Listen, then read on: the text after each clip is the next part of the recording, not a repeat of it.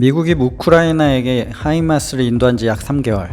우크라이나군의 하이마스는 러시아군의 탄약과 연료 집적소, 비행장, 교량 그리고 주요 이동로를 타격하여 상당한 전과를 올리고 있다는 보도가 매일 발표되고 있어서 우크라이나 전쟁의 새로운 게임 체인저로 급부상하고 있습니다.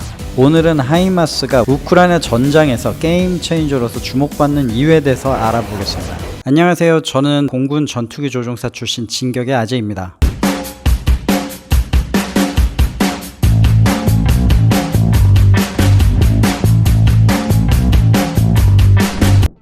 미국이 우크라이나에게 하이마스를 인도한 지 약 3개월. 우크라이나 군의 하이마스는 러시아군의 탄약과 연료 저장소, 비행장, 교량 그리고 주요 이동로를 타격해서 상당한 전과를 올리고 있으며 최근 러시아군 제20기계화 보병 여단의 지휘소를 타격해서 여단장과 참모가 전사하는 등 우크라이나 전쟁에서 새로운 게임 체인저로 급부상하고 있습니다.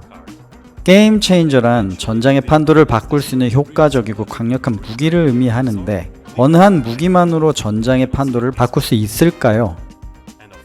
개전 초 우크라이나 전 정면에 대해서 공세를 시작해서 돈바스 지역을 통제해둔 러시아군. 지속적으로 공격의 기세를 유지하고자 하나 현재 사실상 공격의 기세는 꺾였고 현재 위치를 고수하고 있는 상황이죠. 러시아군 공세에 있어서 가장 큰 전력은 기계화 부대와 포병입니다. 기계화 부대 중 전차로 구성된 기갑부대는 기동과 화력을 중시하는 러시아 지상군이 믿는 주력으로 러시아 육군 내에서의 파워는 기갑병가가 가장 크고 그 다음이 공수부대 그리고 보병순입니다. 기계화 부대의 목표는 적 방어선인 임무개선을 뚫고 적 후방인 차후 임무개선으로 전력을 투사해서 전방의 적 부대가 후퇴하도록 강요를 하고 후퇴하지 않을 경우에는 지속적으로 후방으로 기동해서 전방에 있는 적을 포위하는 것이죠. 이때 포위된 적은 기계화 부대를 뒤따르던 제2제대 보병과 압도적인 포병의 화력으로 괴멸시키는 것이 전통적인 러시아군의 작전술입니다.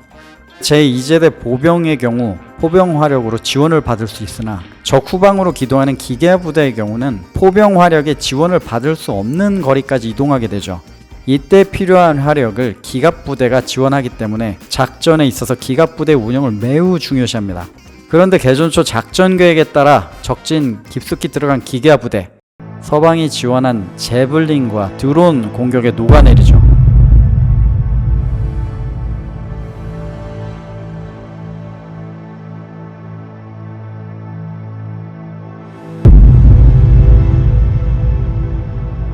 러시아 군 공격의 기세를 유지하지 못하게 됩니다. 개전 초 제블린이 러시아 전차 부대에 상당한 타격을 입힘으로써 우크라이나 전쟁의 게임 체인저라는 명성을 얻죠. 러시아군 작전은 공격 기세를 유지하지 못하게 되면 바로 방어로 전환하고 화력으로 적의 전투력을 다운시킵니다. 바로 키이우 공방전에서 그 모습을 보여주는 바 있죠. 키이우를 포위한 러시아군은 보병과 포병 화력으로 적 전투력을 경멸하기 시작해서 초전의 기세를 유지하고자 했죠. 러시아와 비슷한 군사작전의 전통을 가지고 있는 우크라이나 역시 포병의 화력으로 대응을 하고 있었던 상황.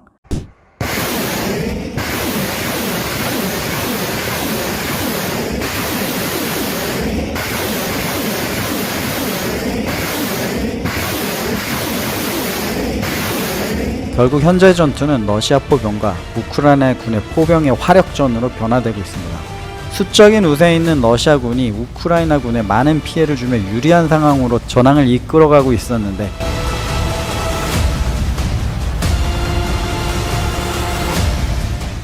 이때 서방 측에서 제블린에 이어 이번에는 하이마스를 우크라이나에게 지원합니다.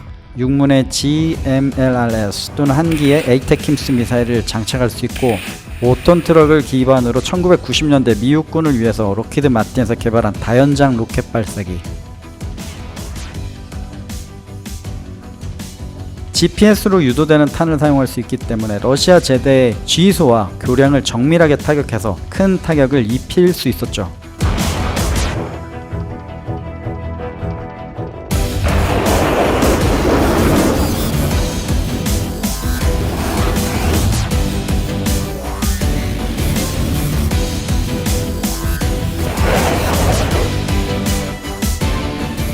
러시아 한개 여단을 직접 지원하는 포병 한개 대대는 3개 중대, 2개의 152mm 견인 또는 자주포, 1개의 MLRS 중대로 편제되어 있습니다. 152mm 자주포 중대의 경우 전방에 별도로 파견한 포병 정찰 부대가 있어요. 적의 지휘소와 기갑 부대를 레이저 지시기로 조사해서 공격하는 레이저 유도 기능까지 가지고 있어서 매우 정밀한 포격을 수행할 수 있습니다. TMI인데요. 러시아 포병은 122mm 또는 152mm 탄을 사용합니다. 이 이유는 서방 측은 전통적으로 155, 125, 105mm 포탄을 사용하고 있는데 러시아는 서방보다 조금 더 작은 122mm, 약 3mm씩 포탄을 작게 사용합니다. 그 이유는 서방 측이 러시아의 포를 노획할 경우에 예를 들어 152mm 포를 서방 측이 노획하면 서방 측이 사용하고 있는 155mm 탄을 장탄할 수 없죠. 서방 측은 러시아 포를 사용할 수 없게 됩니다. 반대로 러시아 측이 서방 측 포를 노획할 경우에는 러시아 포탄인 152mm를 사용할 수 있습니다.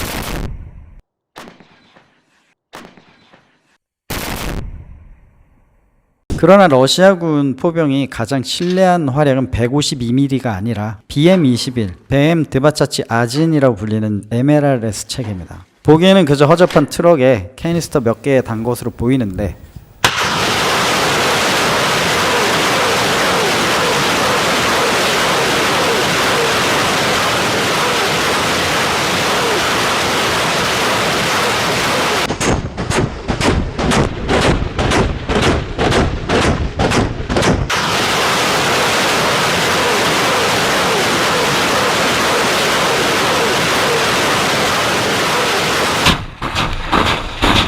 이러한 MLRS 체계를 처음 도입한 것이 바로 러시아군, 정확하게 얘기하면 소련군이죠.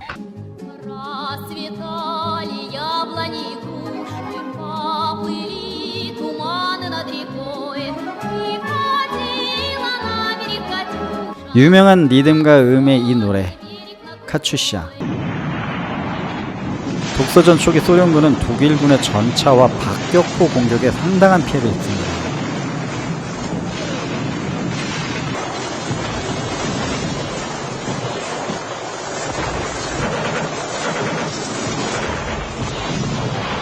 이에 대항하기 위해 만든 소련의 BM-2바. 전선의 후방의 공격을 위해 집결하고 있는 독일군에게 엄청난 피해를 입힌 BM-2바. 전선의 후방에서 공격할 수 있어서 적의 공격으로부터 비교적 안전하고 취급이 용이해서 여군들이 운용했고, 후퇴를 하더라도 철저히 분해함으로써 독일군에게 들키지 않도록 한 비밀병기 암호명 카츄샤. 이것이 오늘날 MLRS 체계 전신입니다.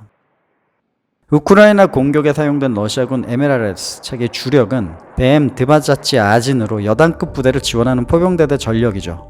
BM-21, 1960년대 개발된 122mm 다연장 로켓 발사기인데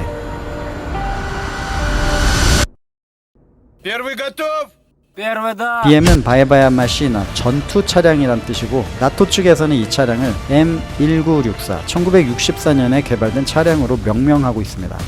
6x6 캐니스터를 장착해서 36발을 발사할 수 있는데 제보급 트럭을 통해서 캐니스터를 통째로 교체해서 다시 타격할 수 있습니다. 무유도 로켓을 사용하며 사정거리 40km 미만으로 지금 파악되고 있습니다. 뱀 드바차치 아진 포대는 여단장 지휘소 바로 옆에 위치시켜서 필요할 때 즉각 치연하는 러시아군 여단장의 해결사 역할을 하는 주요 화력입니다. 이 BM-21의 주요 임무는 공격 시에는 전진하는 기갑부대의 측방을 방어하고 적의 역습부대 또는 공수부대를 즉각 타격하며 적의 포병을 제압하는 실로 중요한 화력의 역할을 합니다.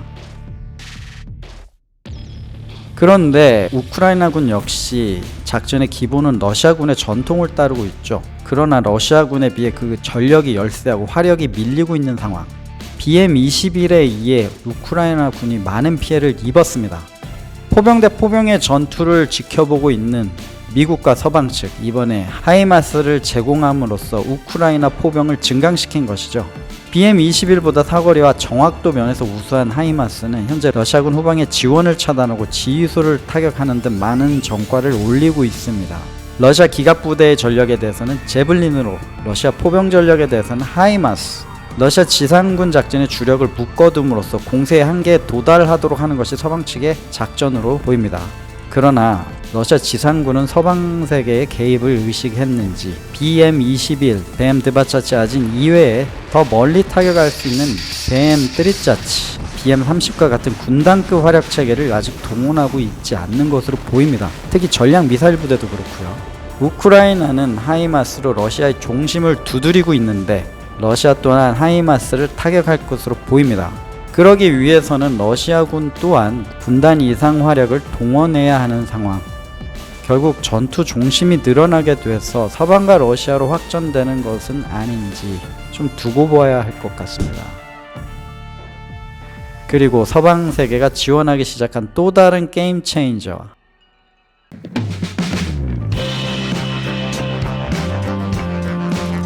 오늘 저는 여기까지 챙겨야겠습니다. 항상 윙맨님들의 건강과 건승을 기원드립니다. 안녕.